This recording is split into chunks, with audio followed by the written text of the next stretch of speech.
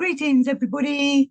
I wanted to do a little show, and this one's going to be about, well, naughty people.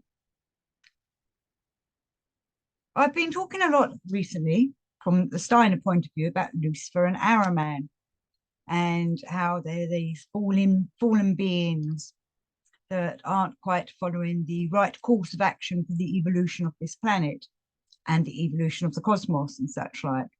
And then I started realizing this same old story happens in quite a few things.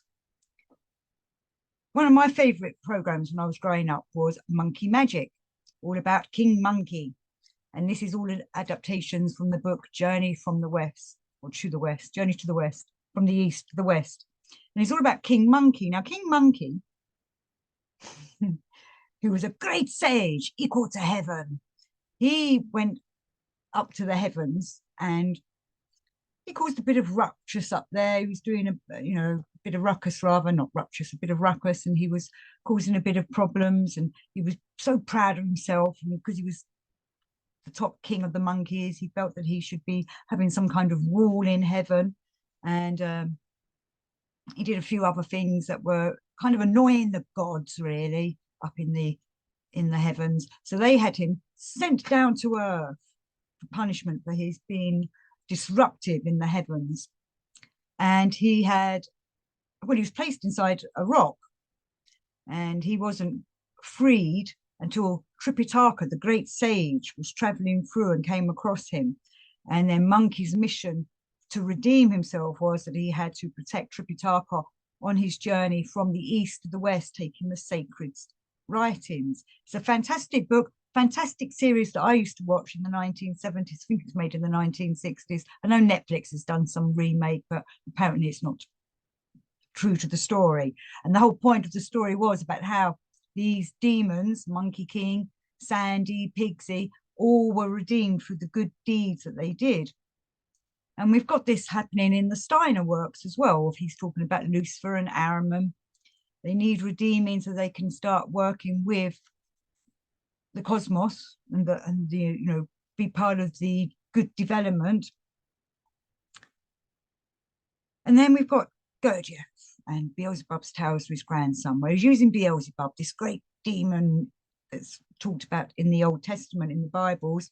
And he even picked that name, Gurdjieff himself picked that name because he thought it would cause a bit of a ruckus as well, and pushed a few buttons. So that's why he decided to call his main character Beelzebub.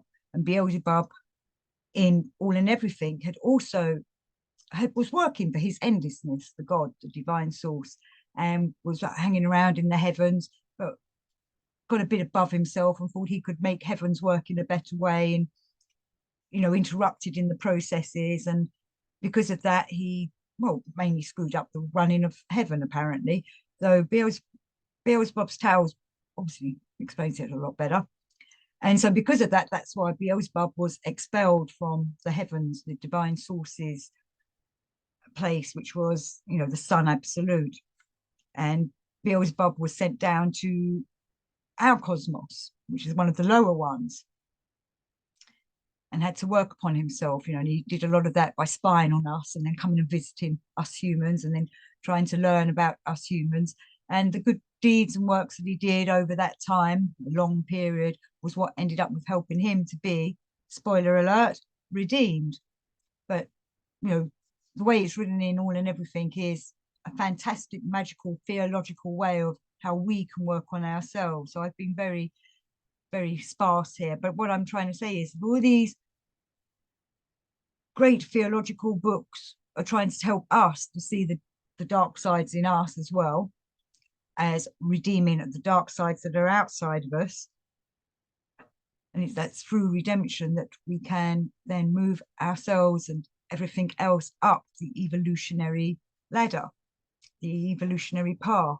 So though this is a brief little show, I could have gone into it much more in depth. It was just I suddenly felt inspired to do this because a few people were questioning me about doing the Lucifer and Araman Steiner shows. And I have lots of little monkey kings. This is the one that's nearest to me. And I suddenly remembered, oh yes, Monkey, he has the same kind of towel. story. And even a little towel behind him, like Beelzebub has a towel. Does Lucifer have a towel? But and the adventures of Monkey and what he was doing to get himself back on the right track of working with the divine source. It's kind of inspirational for us as well.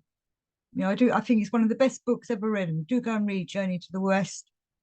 I've put an audio version up on my channel, and obviously Beelzebub's Tales also has the same kind of story but written in a different way. And Lucifer and Arrowman also need redeeming. Redemption is the way forward, whether it's through Christ, ourselves, or monkey magic.